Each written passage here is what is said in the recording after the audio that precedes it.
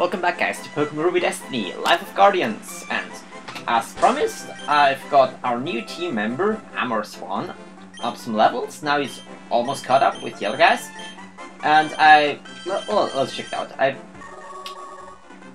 The stats are all on better. I think I got a lot of speed EVs. I used the section between Coral Path and Sparkling Path, I think, to level Amorswan up, and on this route there are a lot of Pokemon that give speed EVs, so that's like I think the reason why his speed is gone up so much, but I'm completely fine with that. Having high speed is good. I didn't gain a new move. There were several moves that I could have learned, but none of those are, I think, worth it in my opinion. Like one of them was like Feather Dance, for example, and I don't think I will need that. So now that Amorswan is up in levels, I will continue on Twilight Path or Coral Sea, respectively, because we need to get back through Coral Sea in order to do anything. So now there are some items that we can still pick up on this route, and there are battles that we can fight, mostly water trainers like swimmers, but I think there are also like maybe something like hikers further up, because there's also a mountain area to the north. We shall see when we get there.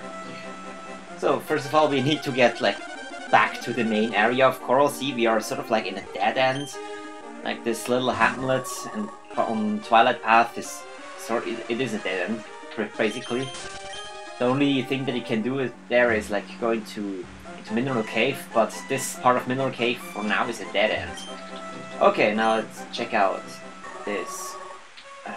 Did I battle this guy? I don't know, but I gotta switch Sprinifeeder front because I want a faster way to deal with water types. Well, Amorswan can deal with it, that's boosted surf and good stuff like that, but I want to have a super effective move, which Sprinifeeder does have, with the grossly overpowered Vine Dance, which only has 80 accuracy, but still 170 attack power with base power, with the only downside being low accuracy. That's pretty ridiculous.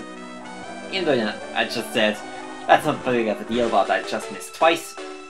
Like it's not proving me wrong still. In this case it doesn't matter because Razor Leaf would have wanted KO'd Horsey anyways. But against tougher enemies, where I could have one-hit KO'd them, they would just potion spam me, so I would just rather one-hit KO them and not having to deal with those. That's the reason I'm not feeling guilty from using overpowered moves. It just makes the flow of the game faster, not having to deal with enemies that spam potions. If I can deal more than 50% to a Pokemon, that's a good thing. Oh, here's a Kingdra. That's maybe a Pokemon I cannot one-hit KO, but it's a good test for the power of our new move, Vine Dance. Let's see. Kingdra is not weak to grass and has respectable special defense. So let's see how much this does. Let's see, it's almost a one-hit KO against the Kingdra, which is really nothing to laugh about. Kingdra is not a weak Pokemon. It has pretty decent defense. Actually, I have a specially defensive Kingdra on my Pokemon Platinum file. Like, this was just a crazy idea that I came up with at some point because I wanted to have something that can deal with Heatran, and this is just a fun set that I came up with just to beat Heatran and Life Orb Stormy at the same time. Well, crazy ideas that I just have from occasion. I've never used this since 2011 or something like that.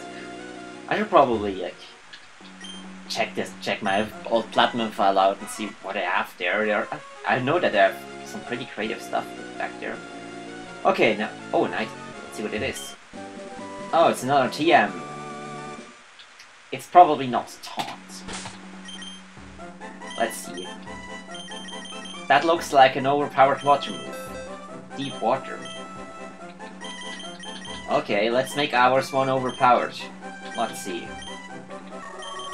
Yeah, it's an overpowered water move, so it goes in Amorswan. Amorswan doesn't actually need it as much as the other Pokemon in my team, because it already has a powerful move, I mean Surf. But something even more obscenely powerful than Surf, I'm gonna take it. You can never have enough power. Okay, or you can make the game too easy. You can like do a challenge run, not using those overpowered TMs. Because it's not really challenging, it's more like tedious. Because none of those trainers pose a legitimate threat to me. They just annoy the crap out of me by wasting a whole bunch of my PP and my time with the potion spam. The only trainers that are actually difficult are the gym leaders, or at least some of them. Terry was pretty easy, but that's probably due to my team structure, and Rhea was pretty difficult, also because I didn't really have a good answer to most of her Pokemon. And if you have a ground type, you could probably sweep through her with relative ease. But I don't have a ground type, so I pretty much was forced to do some luck-based stuff, like relying on Ice Ball the first time. The second one was tedious as hell. Well, you've all seen this. There's no reason for me to be talking about that right now. I should probably talk about what's happening right now, but there's really not much going on right now, except that I keep on missing my moves. Well, how would you expect it? It's an 80% accuracy move, and they are going to hit or miss whenever you don't need it to. I should say. Well, at least those Pokemon can't really hurt me, even if I miss eventually.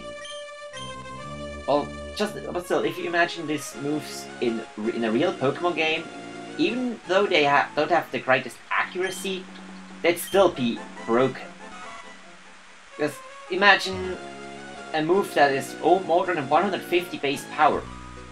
The only moves that have more than 150 base power are, well, moves that blow yourself up. Self-destruct and explosion. Those are literally the only moves that have over 150 base power. And so the obvious downside is that you can only use them once, and after that your own Pokemon faints, and if you might even blow yourself up for naught, because those attacks can miss, or ghosts are immune to those. But with those moves, there is really no downside to just using them. The worst thing that's going to happen is that your opponent that you miss it, or your opponent puts something in that can like take the hits. But still, you don't hurt yourself, you don't lower your stats. Some attacks even have ridiculous secondary effects, like I think Pyro Burst is probably the most broken of them all because of the burn chance and higher crit chance. You have a move that's 90 accuracy, that has 170 base power, has a higher chance to crit and a chance to burn. I don't know how high the burn chance is, but if it was something like 30%, this would be completely broken. Okay, so now we are on the north path, and there are some new things that we can discover here. I think you can get some items and some trainers on this route. There was actually the spot I used to catch Amorswan is also somewhere around here. And let's first get this item here. And it looks like today the encounter rate decides to be a little higher than average. Also, but I think in the last few episodes I got pretty lucky with the low encounter rate. And now we pick up another possibly broken TM. Okay, no, this is just Icy Wind. Well, I'm gonna hold on teaching that for now. So I'm not sure if I will want it or if I will use it. It probably would be good in Amorswan, but I think I would just remove it for Ice Beam later. If I eventually get Ice Beam, I'm pretty sure that this would be here. I don't see a reason why to remove such a staple ATM from the game all of a sudden. Okay, now let's battle the hiker, and I have a bad matchup, but, well, Cubit can still prevail, at least I think. Now that I have all those super powerful moves, Cubit really looks like a wimp compared to my other teammates. At least what offensive capabilities are concerned. It's like, Dizzy Punch is my most powerful attack, and it has, I think, 70 base power? Well, I also have Surf, but Surf doesn't get stabbed. So Dizzy Punch really is my most powerful attack on Cubit. And Cubit doesn't have high attack to begin with.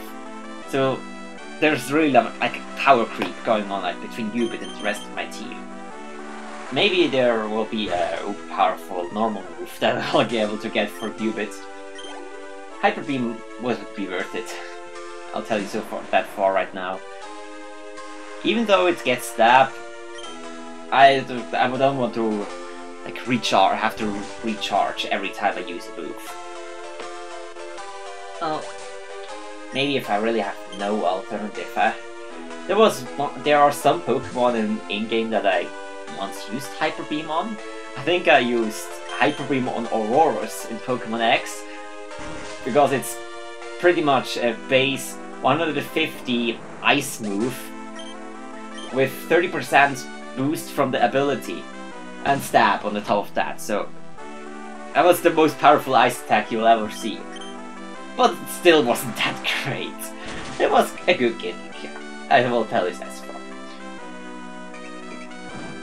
Well, Cubit has other capabilities. It just looked like I was bashing Cubit for being not very powerful. But the reason Cubit is on the team is because it's my main tank. Cubit can take pretty much any hits because of his super high HP and decent defenses and lack of weaknesses. There's pretty much nothing that can 2-hit KO Cubit. At least I haven't seen anything so far that even comes close to achieving a 2-hit KO against this almighty kangaroo with boxing gloves.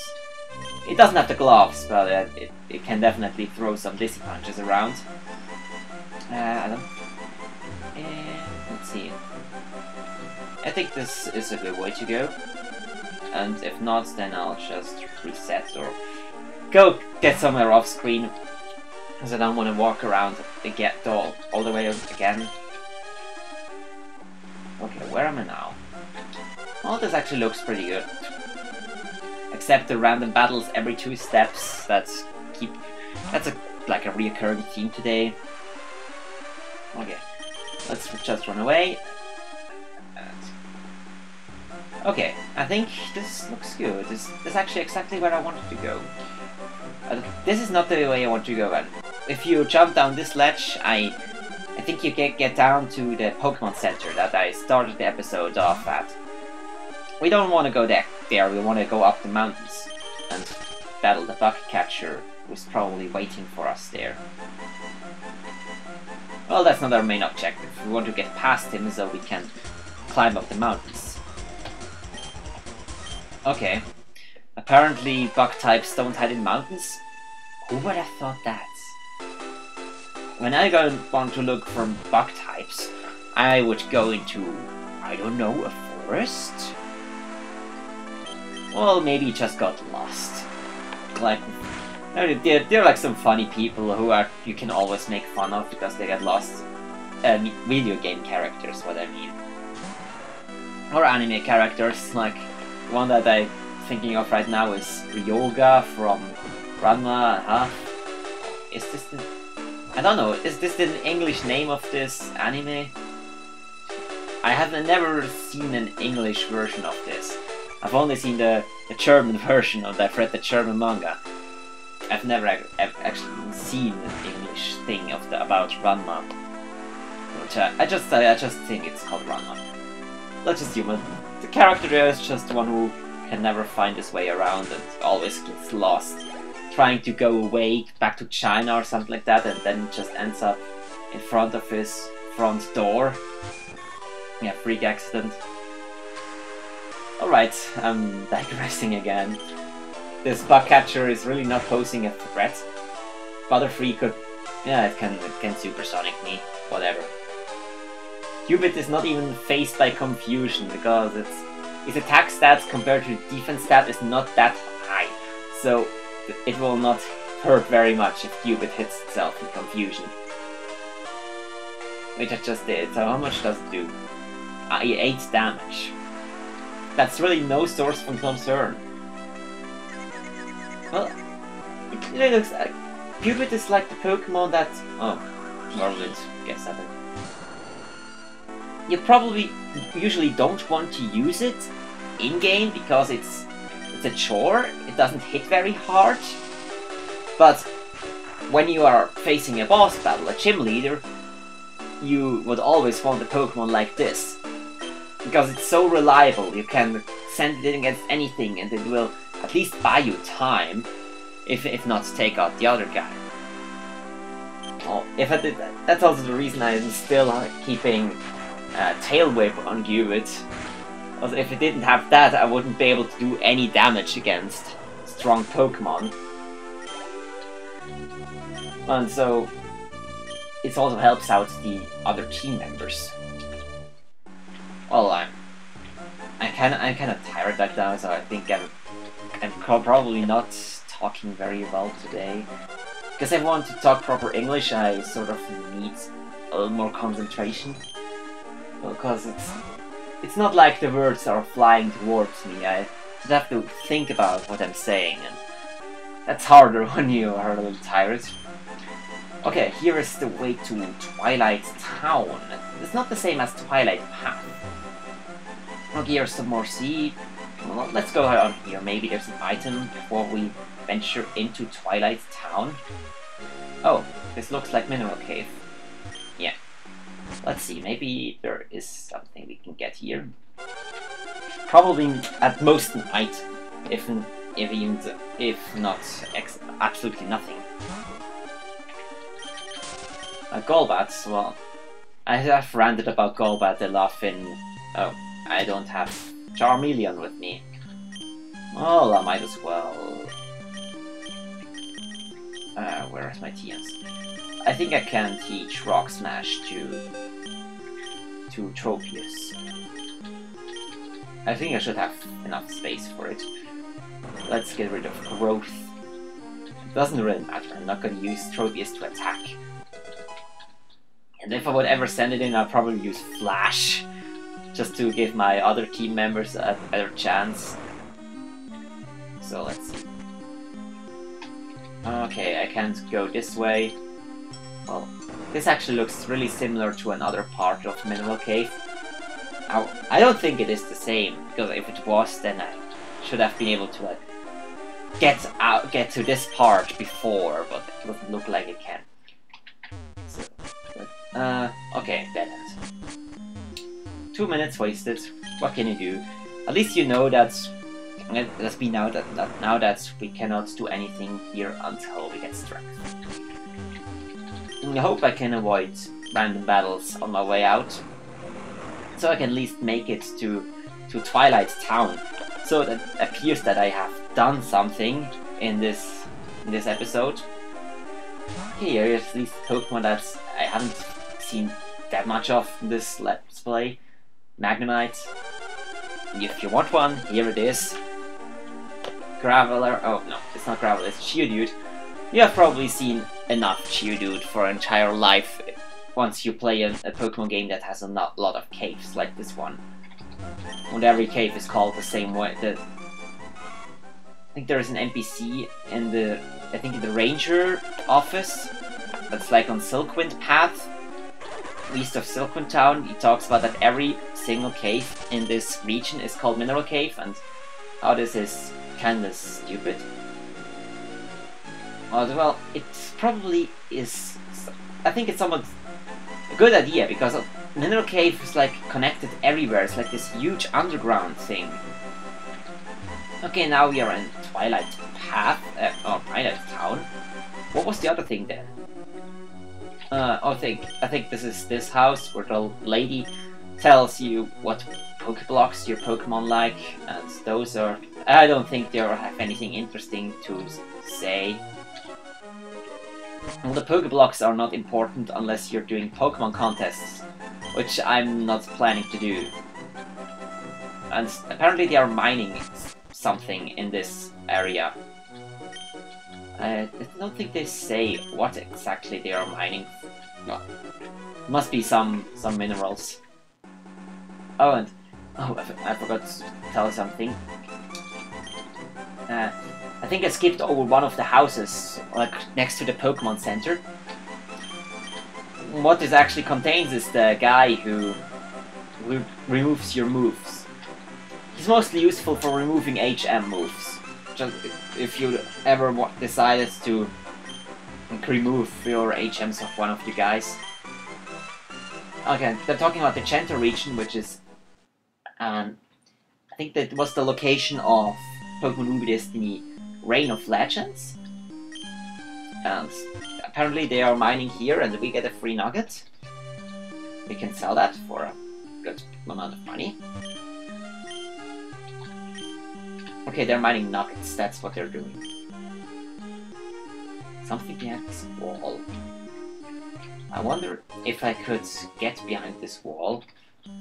Well, I will worry about that later, and there are random battles in here. Why they would allow Zubats into the mining hall, I don't know. Usually if you're mining you don't want to get disturbed. Okay, we get the PP Max. Probably not going to use that now. I'm probably going to use it on a move that I think is worth it and I'm going to keep for a long time. Well, I could use it on one of those overpowered elemental moves. But I'm gonna wait for that. Usually PP is not a very big deal in Pokemon games, at least in-game. If you're going for Wi-Fi battles, they might be significant. Especially if you're building a stall Pokemon, then you don't want to run out of healing moves, or some high damage moves like Hydro Pump or Fire Blast. Having 8 PP instead of 5 is a pretty big deal in this case. And in Ubers it's also really important because everything has pressure, so you're running out a lot faster. So I don't think anything has something interesting to say. At least we got 2 nuggets out of this. So I think I'm going to end this episode here. I'm probably going to go back to another location because I think this is the last thing that I can do before I can get to what's it called, Rinta Town, but we want to kick off the next plot line. So I hope you enjoyed this episode. I don't think my commentary was as good as usually, but I hope you enjoyed nonetheless. So until then, I hope you enjoyed this episode. See you all next time. Goodbye, everyone.